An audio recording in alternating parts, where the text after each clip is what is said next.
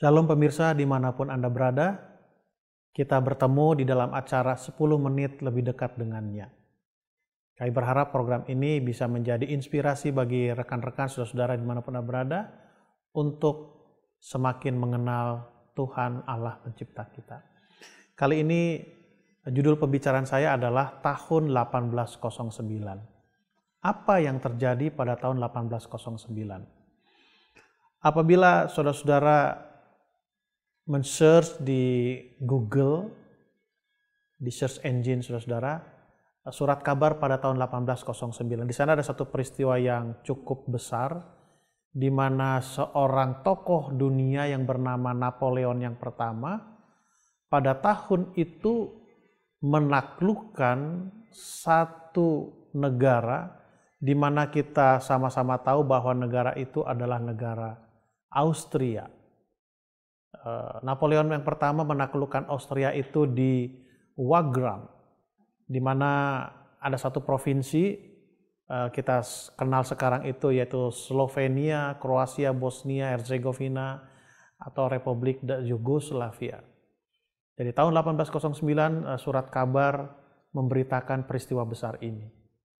Nah, saudara tahu di tahun yang sama di negara yang lain, di Prancis, lahir seorang tokoh yang terkenal dan saat ini masih dikenang namanya, yaitu Louis Braille.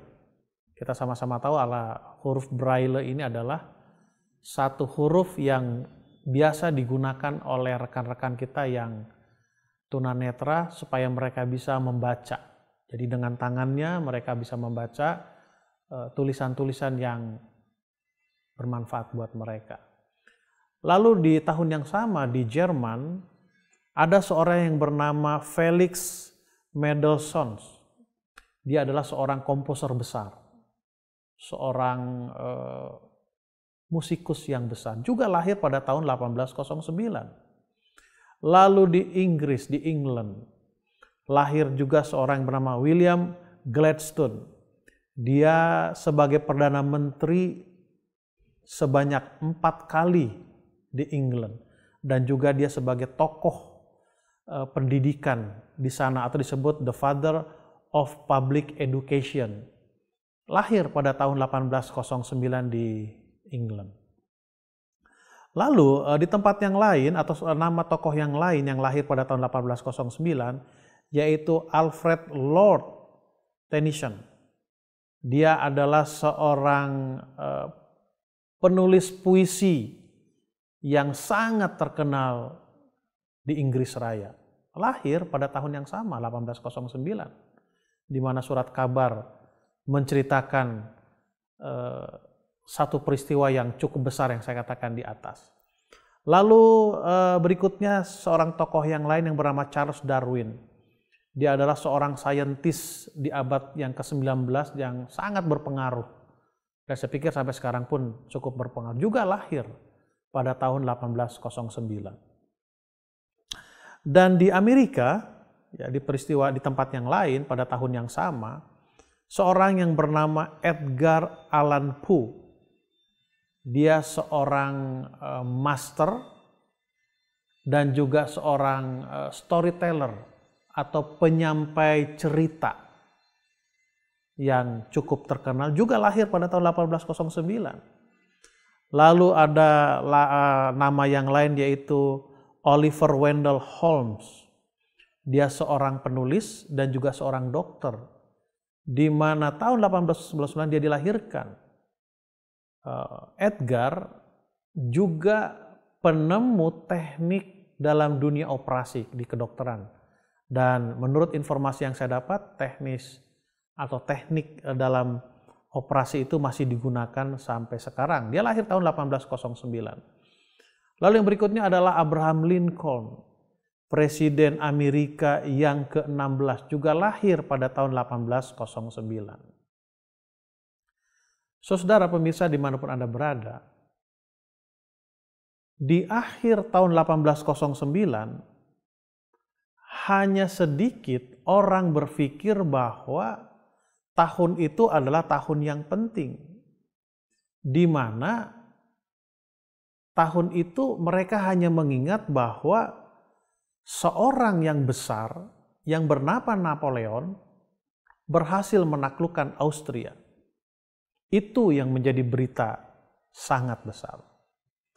Sekarang seandainya ditanya, apakah kita masih mengingat peristiwa apa yang terjadi pada tahun 1809?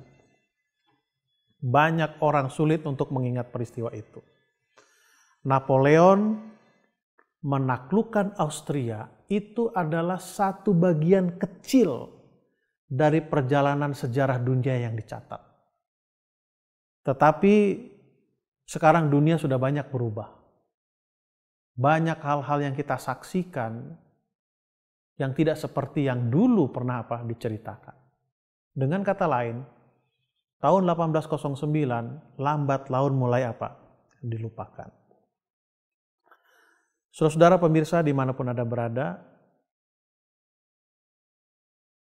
makna rohani apakah yang bisa kita ambil dari peristiwa ini, dari contoh tahun 1809? Apabila kita mundur atau masuk ke dalam dunia Alkitab, pada tahun di mana Yesus lahir, banyak orang yang tidak mengingat atau tidak aware, tidak memperhatikan bahwa Yesus lahir. Seorang juru selamat telah lahir. Hanya beberapa orang sajalah yang memperhatikan tanda, melihat bahwa Yesus itu memang sudah lahir. Di dalam Matius pasal 2 ayat yang pertama berkata, sesudah Yesus dilahirkan di Betlehem, di tanah Judea, pada zaman Raja Herodes, datanglah orang-orang Majus dari timur ke Yerusalem. Hanya orang-orang Majus dari timur datang ke Yerusalem dari tempat yang jauh. Juga para gembala-gembala yang berada di padang, pada waktu mereka melihat bagaimana malaikat mengabarkan kepada mereka bahwa sudah lahir seorang juru selamat di Betlehem, di kandang domba, di palungan yang mana orang banyak tidak memperhatikan.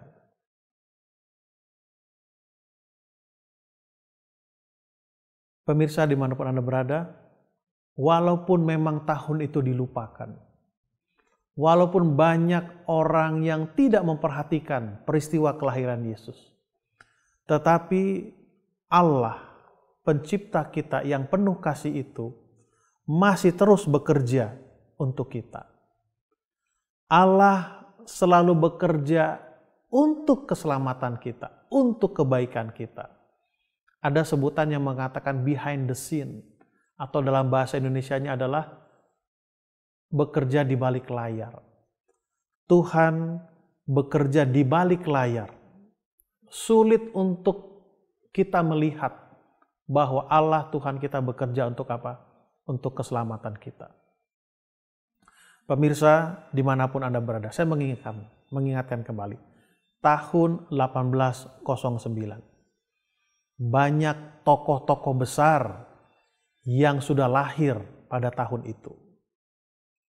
Banyak orang-orang yang berpengaruh yang lahir pada tahun 1809. Dan ada satu peristiwa yang cukup besar yang dicatat oleh surat kabar pada tahun 1809, yaitu Napoleon yang pertama menaklukkan Austria.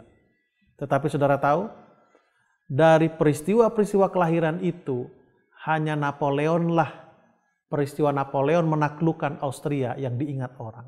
Tetapi itu pun zaman sekarang, orang sudah mulai sulit untuk mengingat apa yang terjadi pada tahun 1809.